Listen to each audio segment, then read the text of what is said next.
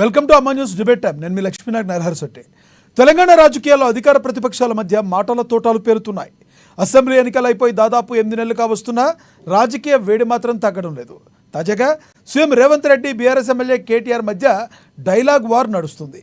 తాజాగా మేము అధికారంలోకి వచ్చాక సచివాలయం ముందున్న రాజీవ్ గాంధీ విగ్రహాన్ని తొలగిస్తామని కేటీఆర్ అంటే, రాజీవ్ గాంధీ విగ్రహాన్ని టచ్ చేసి చూడు, నీకు దమ్ముంటే ఏం జరుగుతుందో చూడు అంటూ కేటీఆర్ నీకు అధికారం పోయినా బలుపు మాత్రం తగ్గలేదని, నీ బలుపును అడగదీసే బాధ్యత మా కాంగ్రెస్ పార్టీ కార్యకర్తలు చూసుకుంటారంటూ సీఎం రేవంత్ రెడ్డి కేటీఆర్పై విరుచుకుపడ్డారు.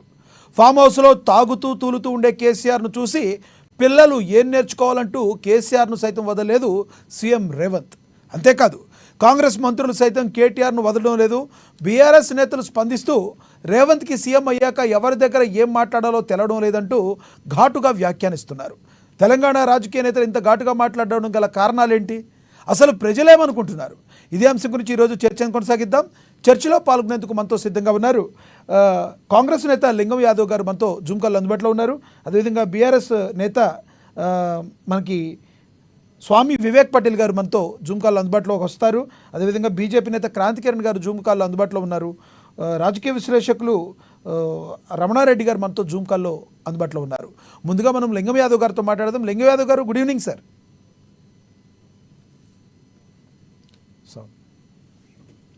లింగం యాదవ్ గారు,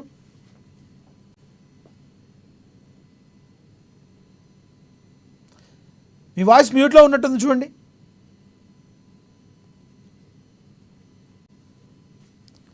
లింగం యాదవ్ గారు,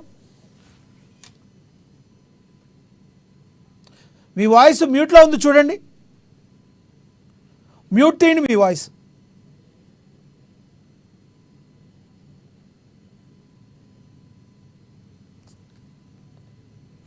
మనతోటి బీజేపీ నేత క్రాంతి కిరణ్ గారు ఉన్నారు. క్రాంతి కిరణ్ గారితో మాట్లాడదాం. క్రాంతి కిరణ్ గారు, గుడ్ ఈవినింగ్ అండి. నమస్కారం అండి. క్రాంతి కిరణ్ గారు, కేటీఆర్ గారు అదేవిధంగా రేవంత్ రెడ్డి గారి మధ్య జరుగుతున్న డైలాగ్ వార్ని మీరు ఎలా చూస్తారు? సరే, ఎవరు రాజకీయ పరమైన వ్యాఖ్యలు ఒకటి చెప్పండి క్రాంతి కిరణ్ గారు. ఫస్ట్, రాజీవ్ గాంధీ గారి విగ్రహం ఎక్కడైతే సచివాలయం ముందు పెట్టడం కరెక్టా కాదా? భారతీయ జనతా పార్టీ పక్షాన ఏదైతే రాజీవ్ గాంధీ విగ్రహం పెట్టాలని ఏమైతే ప్రస్తావన తెలంగాణ సెక్రటరీ భవన్ లో ఏదైతే వచ్చిందో అది నిజంగా కేవలం చాలా బాధాకరమైన విషయము. భారతీయ జనతా పార్టీ పక్షాన దాన్ని మేము కూడా వ్యతిరేకిస్తున్నాము. రాజీవ్ గాంధీకి తెలంగాణ ఒక చారిత్రక నేపథ్యానికి ఎక్కడ కూడా ఏమాత్రం అనుబంధం లేదు. రాజీవ్ గాంధీ తెలంగాణ నిర్మాణంలో ఎటువంటి వారి యొక్క ప్రమేయం లేదు. ఎంత అంటే కేవలం ఇది రాజకీయ అధికార అహంకారం ప్రదర్శించడానికి మాత్రమే కాంగ్రెస్ పార్టీ అధికారంలోకి వచ్చినాము. పార్టీకి సంబంధించిన చెప్పండి ప్లీజ్ చెప్పండి. మా పార్టీకి సంబంధించిన నాయకుడిని మేము స్థాపించాలి అనే ఒక అధికార అహంకార ప్రదర్శన తప్ప వేరే ఏమీ లేదు అని మా భావన. అంటే క్రాంతి కిరణ్ గారు, రాజీవ్ గాంధీ గారు మాజీ ప్రధాని, ఆయన ఐటీ రంగాన్ని భారతదేశం మొత్తం కూడా డెవలప్ అవడానికి ఆయన one of the factor. IT రంగం ఈ రోజున హైదరాబాద్లో డెవలప్ అవడానికి ప్రాంతీయ పార్టీలు కొంత కారణం అయినప్పటికీ పరోక్షంగా భారతదేశం మొత్తానికి కూడా ఐటీ రంగం డెవలప్ అవడానికి మాజీ ప్రధాని కదా ఆయన. ప్రధాని అయిన చేసిన ఆయన విగ్రహాన్ని పెట్టొద్దు అనడానికి దాఖలాలు ఎలా ఉంటాయి అంటారు? సరిపోతుందా అది? మీరు మీ పార్టీ లైన్ బట్టి మాట్లాడుతున్నారా? జనరల్ గా ఒక స్టేట్ లో ఏదైనా విగ్రహాన్ని స్థాపించాలి అంటే ఆ స్టేట్ కి కానీ ఆ క్షేత్రానికి సంబంధించి ఆ చారిత్రక నేపథ్యానికి ఆ వ్యక్తికి అనుబంధం ఉంటే ప్రజలందరూ కూడా స్వాగతిస్తారు. విగ్రహాన్ని పెట్టడానికి కూడా ఏదైతే ప్రస్తావన ఉంటే దాన్ని ఆమోదిస్తారు. ఎన్నో సందర్భాలల్లో నేను ఒక సందర్భం మీకు చెప్తాను. ఇంతకుముందు టీఆర్ఎస్ పార్టీ కన్నా ముందు కాంగ్రెస్ పార్టీ రాజశేఖర రెడ్డి హయాంలో అధికారంలో ఉంది. జిహెచ్ఎంసి భవనం ఏదైతే మన హైదరాబాద్ లిబర్టీ దగ్గర ఉన్న జిహెచ్ఎంసి భవనం ఉన్నదో ఆ జిహెచ్ఎంసి భవనం ఎదురుగుండా ఒకవైపు బాబాసాహెబ్ అంబేద్కర్ది, ఇంకో వైపు మహాత్మా గాంధీ పెట్టినారు. మధ్యలో ఈ రెండు విగ్రహాల కన్నా పెద్ద విగ్రహం రాజశేఖర రెడ్డి విగ్రహం పెట్టారు.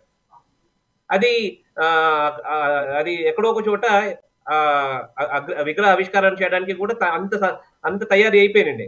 కానీ ఇటు ఒకవైపు బాబాసాహెబ్ అంబేద్కర్ విగ్రహం, ఇంకోవైపు మహాత్మా గాంధీ విగ్రహము రాజశేఖర రెడ్డి విగ్రహానికల్లాగా చిన్నగా ఉండే ఒక సందర్భం చూసుకొని అక్కడ ఉన్న ప్రజలందరూ వ్యతిరేకించినారు. అక్కడ ఉన్న అందరూ కూడా దాన్ని చాలా తీవ్రంగా ఖండించినారు. ఇప్పటి వరకు కూడా జీహెచ్ఎంసీ ముంగడ ఏదైతే రాజశేఖర రెడ్డి విగ్రహం పెట్టబడి ఉన్నదో అది ఆవిష్కరించబడలే. కారణం ఏంది? అంటే ప్రజలు ఎప్పుడైతే ఏదైనా విగ్రహం పెడితే ప్రజలు స్వీకరియాలి. ఆ ప్రజలు ఆ విగ్రహాన్ని పెట్టడం ఏదైతే ప్రస్తావన ఉందో దాన్ని ఆమోదించాలి. దాన్ని స్వాగతించాలి. అప్పుడు ఆ విగ్రహానికి ఒక సార్థకత వస్తది. కాబట్టి ఏదైతే కేవలం ఇది కాంగ్రెస్ పార్టీ మేము అధికారంలోకి వచ్చినాము కాబట్టి మా కాంగ్రెస్ పార్టీకి సంబంధించిన నాయకుడు ఆయన కేవలం ఇది అయితే అహంకారం ప్రదర్శించడానికి మాత్రమే కాంగ్రెస్ పార్టీ రాజీవ్ గాంధీ విగ్రహాన్ని పెడుతుందని మా భావన. రాజీవ్ గాంధీ దేశం మొత్తానికి కలిపిన నేత అవుతారు కదా ఆయన, ఏ రాష్ట్రానికో కాకుండా. అంటే ఆయన ఒక రాష్ట్ర ముఖ్యమంత్రి కాదు, పోనీ రాష్ట్ర ముఖ్యమంత్రి కాదు, ఓన్లీ రాష్ట్రం వరకే కావడానికి ఒక ఎమ్మెల్యే కాదు, ఆయన భారతదేశానికి ప్రధాని.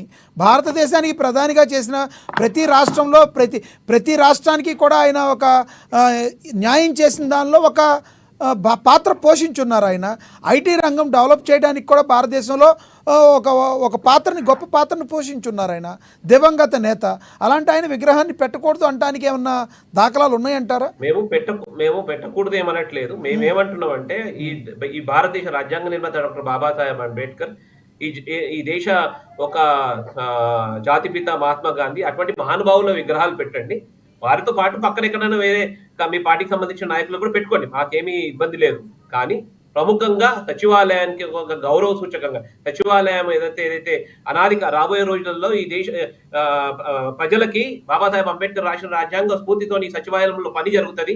ఏదైతే మహాత్మా గాంధీ ఉన్నాడో ఆ మహాత్మా గాంధీ స్ఫూర్తి దీంట్లో నాయకులందరూ కూడా ఆయన స్ఫూర్తితో పని చేస్తారనే ఒక సంకేతం రావడానికి ఆ మహానుభావులు విగ్రహాలు పెట్టినట్టయితే ఒక మంచి సంకేతం ప్రజలకు పోతుంది. వారితో పాటు మీరు నచ్చిన విగ్రహాలు పెట్టుకోండి, మాకేమి ఇబ్బంది లేదు. కానీ ఇది అంటే మేము ఖచ్చితంగా విగ్రహాలు అదే ఒకటే విగ్రహం పెడతాము, వేరే విగ్రహాలు ఏవి పెట్టము అనేది అయితే నేపథ్యం ఉన్నదో అది చాలా బాధాకరమైన విషయం.